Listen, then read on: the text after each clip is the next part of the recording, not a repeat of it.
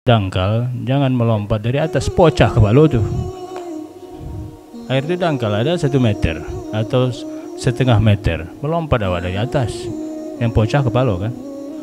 Tapi kalau air itu dalam, barulah melompat dari atas tak apa-apa. Itu aja maksudnya.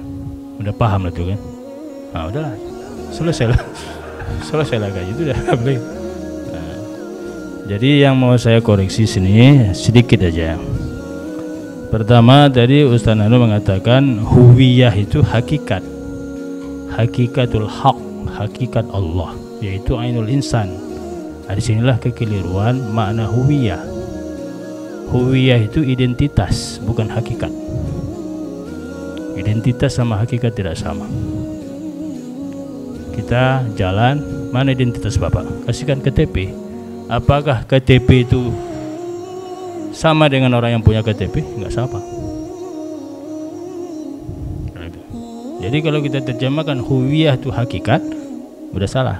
Sebab di sini isyaratun ila huwiyatil haq, sebagai isyarat kepada hakikat yang hak, yaitu apa? Ainul insan. Di situ salah. Jadi hakikat Allah itu adalah ainul insan, di situ salahnya. Jadi huwiyah itu identitas saja, alamat. Tandanya manusia ini ada, tandanya Allah itu ada, ini manusia ini. Kan huwiyah namanya. Kalau hawiyah lain lagi. Hawiyah itu hobi. Apa hobi Anda? Hawiyah. Kalau huwiyah identitas. Nanti ada Ustaz Mulyano bisa meluruskannya kalau salah kan. Maka huwiyah itu diulang lagi, disebutkan di dalam Qul huwallahu ahad. Qul ya Muhammad, katakan olehmu ya Muhammad. Qul itu perintah, amar. Siapa yang memerintahkan? Adalah Allah. Yang diperintahkan siapa? Anta, engkau ya Muhammad. Engkau yang Muhammad yang diperintahkan. Kemudian huwa itu kita tak usah katakan huwa itu dhamir syan. Kita ikut aja pemikiran Al-Jili. Huwa itu katanya kembali kepada anta, iltifat daripada waib kepada mukhatab.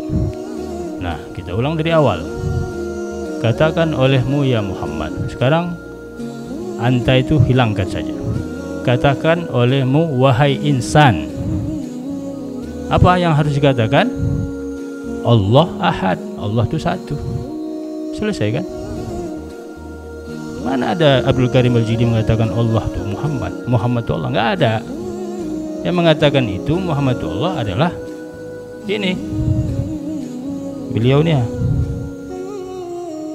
Coba tengok alirannya, tengok di dalam selebaran-selebaran yang dikirim. Maka setengah mati lah kita memaksakannya supaya paham dia itu benar. Padahal kan salah pemahamannya itu. Coba lihat di sini. Katakan olehmu ya Muhammad. Nah, katakanlah anta itu dihilangkan saja, karena diganti dengan huwa, namanya iltifat. Katakan oleh dia, dia siapa? Dia manusia. Perintah itu kepada manusia. Apa yang harus kau katakan? Allah itu ahad. Selesai kan? Bukan dalam kali air itu, dangkalnya itu.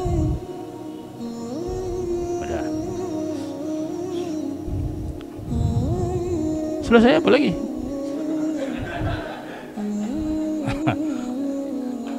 Fahazihi al-isyarah, ya, fahau, ha ini al-isyarah fi huwa, adalah isyarat pada huwa.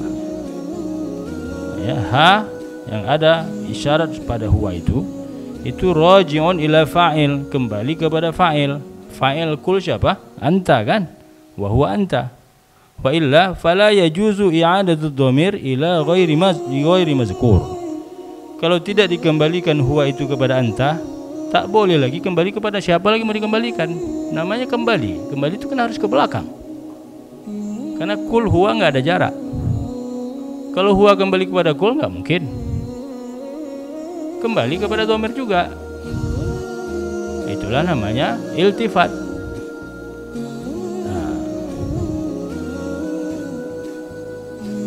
uqimal mukhatab huna maqamal ghaib. Diposisikan mukhatab di sini di posisi ghaib. Mukhatab siapa? Muhammad, anta. Ghaib siapa? Al-insan. Nah, kalau begitu i'rab mukhatab, i'rab anta sama huwa sama. Karena hanya iltifat aja. Hanya iltifat lafaz saja. Apa i'rabnya? Sama-sama diperintahkan. Katakan olehmu wahai Muhammad, katakan olehmu wahai insan. Apa itu? Allah itu ahad. Selesai kan? Isyaratan ila annal mukhatab bihaza, sebagai isyarat di sini bahwa mukhatab laisa nafsul hadir wahdahu. Mukhatab di sini bukan anta saja, bal al-ghaib wal hadir. Mukhatab di sini siapa? Ghaib, yaitu insan selain Muhammad. Yang hadir situ siapa? Muhammad. Selain Muhammad siapa? Insan. Maka dia yang dikhitab. Muhammad dan insan dikhitab oleh Allah, katakan Allah itu esa. Selesai kan? Di mana kita jauh-jauh kita pergi? Muhammad itu Allah, ini kaji hakikat, kaji yang apa? Jauh kali itu. Air itu tidak dalam, air itu dangkal. Ya. Fi hadza sawa, fi hadza ala sawa. Jadi mukhatab yang ghaib dan hadir di sini sama, nggak ada beda. Engkau ya Muhammad, engkau wahai insan, katakan Allah itu ahad. Tidak ada satupun Abdul Karim Al-Jili mengatakan Muhammad itu Allah, nggak ada. Siapa yang mengatakan itu? Orang yang tadi. Mereka yang mengatakan Muhammad itu Allah dengan alasan hakiki, isyari. Mana ada hakiki isyari di situ? Kalian tak paham, ini kaji hakikat.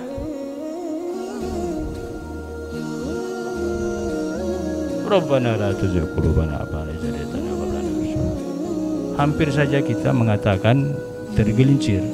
Hampir saja kita tergelincir mengatakan bahwa Al-Jili itu musyrik. Tergelincir kita. Kenapa? Kita yang tak memahami kalam dia. Sebetulnya yang dimaksud oleh beliau ini dia. Bahwa katakan olehmu ya Muhammad, katakan olehmu wahai insan, bahwa apa? Bahwa Allah itu ahad. Dan seterusnya. Lam yalid wa lam yulad wa lam yakul lahu kufuwan ahad. Kan sesuai dia. Iltifat ini banyak dalam Al-Qur'an, banyak sekali. Tapi tidak merubah substansi. Wa ma li ala a'budul ladzi fatarani wa ilaihi turja'un. Seharusnya wa ma li ala a'budul ladzi fatarani wa ilaihi urja'u. Kenapa? Karena dari awal menunjukkan mutakallim. Wa ma li ala a'budul ladzi, semuanya mutakallim. Fatarani mutakallim. Kenapa aku tidak menyembah orang yang menciptakanku, padahal aku dikembalikan kepadanya. Tapi di situ padahal kamu dikembalikan kepadanya. Padahal di awalnya aku. Di akhirnya dikatakan kamu. Nah, itu iltifat. Ini bukan bahasa nahwu, bahasa balaghah. Bukan bahasa nahwu sini.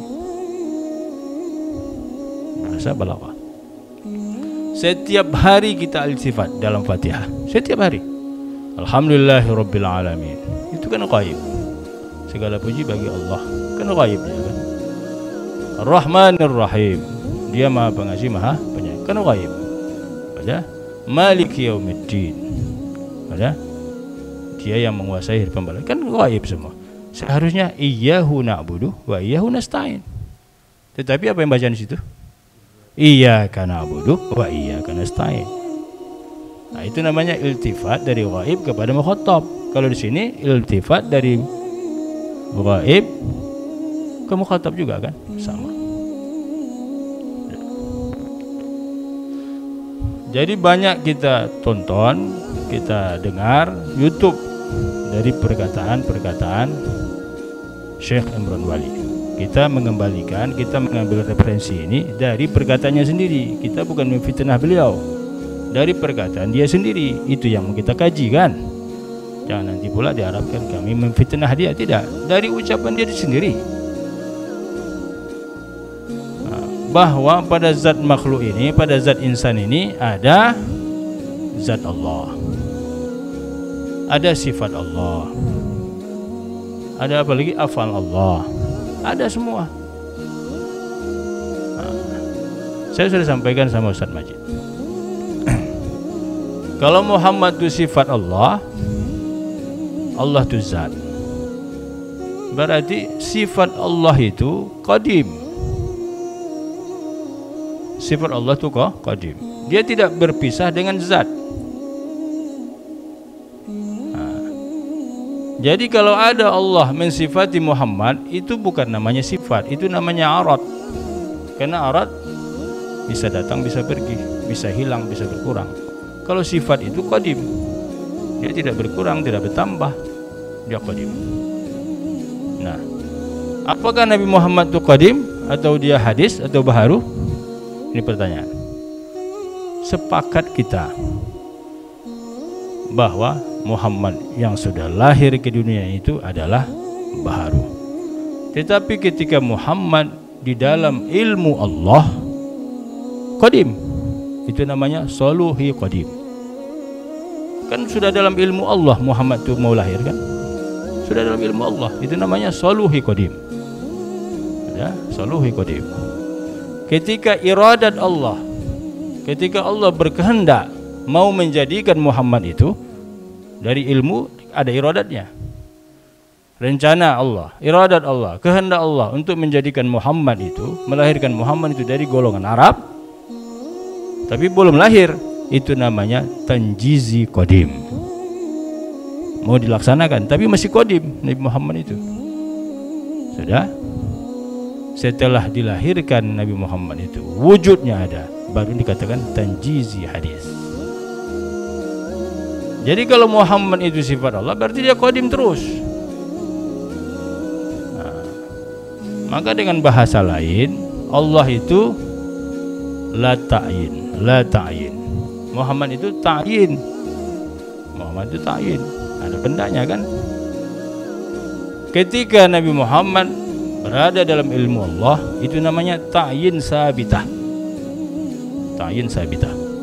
Dia masih berada dalam ilmu Allah. Sudah. Setelah lahir Nabi Muhammad,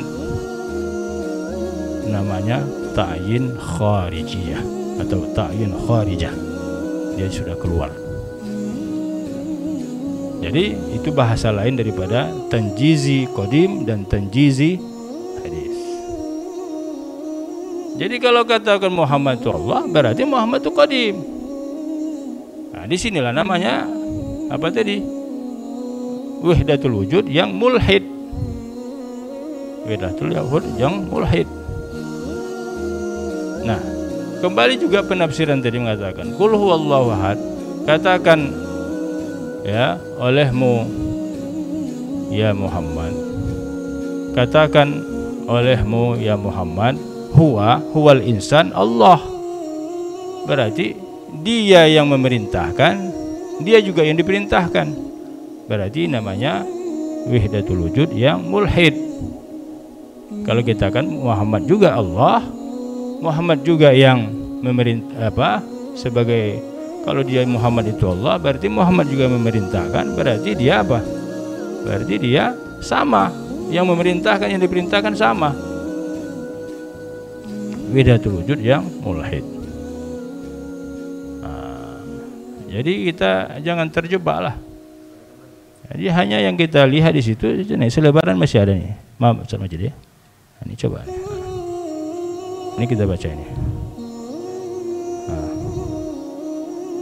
Katakan olehmu hai Muhammad, dia engkau insan itu Allah. Kan salah dengan terjemahan yang di dalam, yang dimaksud oleh Abdul Karim Al-Jili kan. Saya baca ini. Oleh Syekh Abdul Karim Al-Jili di dalam kitab Insanul Kamil halaman 60 menafsirkan qul huwallah dalam surat Al-Ikhlas dengan mengatakan katakan olehmu hai Muhammad, dia engkau insan itu Allah. Berarti enggak ada iltifat. Padahal Abdul Karim Al-Jili mengatakan di sini iltifat. Dia tidak mengatakan anta itu dipakainya juga, dia itu dipakainya juga, dia itu dijadikannya dhamir sya'an. Padahal dia mengatakan dhamir itu kembali ke belakang kan. Dia mengatakan di sini apa? Dia, engkau itu, insan itu Allah. Berarti dia tidak istiqomah lah di dalam ucapan dia. Ini dia menguatkan ini tadi, menguatkan pendapat dia pertama tadi. Kan ini udah salah ini. Katakan olehmu hai Muhammad, dia, engkau, insan itu Allah. Coba artikan. Kalau dia dibahasakan ke bahasa Arab, katakan olehmu ya Muhammad. Kul anta ya Muhammad. Dia itu apa? Dia insan. Dia insan itu siapa? Allah. Berarti dhamir sya'an jadinya kan? Dhamir sya'an jadinya kan? Padahal Abdul Karim Al-Jili dia mengatakan tadi sudah jelas, ini bukan dhamir sya'an, ini dhamir yang kembali kepada anta, namanya iltifat. Beliau ini salah, Syekh ini salah mentafsirkan ini. Maka untuk memperkuat itu tadi dia buatlah alasan. Dia bilanglah Syamsuddin As-Sumatrani, kemudian apa lagi? Dia perkuat Hamzah Fansuri, kemudian siapa lagi? Itu memperkuat alasan dia. Tapi kalau kita tengok mukaddimah dia tadi, dia mengatakan katakanlah olehmu hai Muhammad, dia, engkau itu, insan itu Allah. Untuk mempertahankan alasan dia ini, dia kutip yang lain-lain. Padahal di sini tak ada keterangan itu. Enggak ada. Mana ada keterangan di situ? Tak ada kan? Sama seperti antum bilang tadi, bahwa itu kembali kepada wujud yang tak ada, yang ada hanya Allah. Itu tambahan antum sendiri. Tapi dalam kitab ini tak ada. Penjelasan dari sini tak ada kan? Nah, penjelasan di sini kan tak ada. Coba baca ini. Ada penjelasan itu. Ini dari segi hakikat katanya. Kau tak paham. Ini isyari. Kan tak ada sini. Ini yang kita pahami dulu. Itu persoalannya. Jadi dia untuk memperkuat itu, dia ambillah perkataan-perkataan dari anal haq, huwal haq. Dia ambillah perkataan al-hallaj dan segala macamnya. Kan kita sepakat tadi bahwa yang kita tafsirkan qul huwallahu ahad yang termaktub di dalam Insanul Kamil. Jangan ada tambahan yang lain. Seperti itu ya.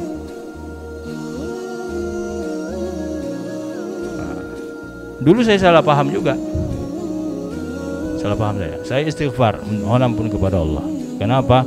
Karena sempat saya berburuk sangka kepada Abdul Karim Al-Jili. Sempat saya berburuk sangka kepada beliau.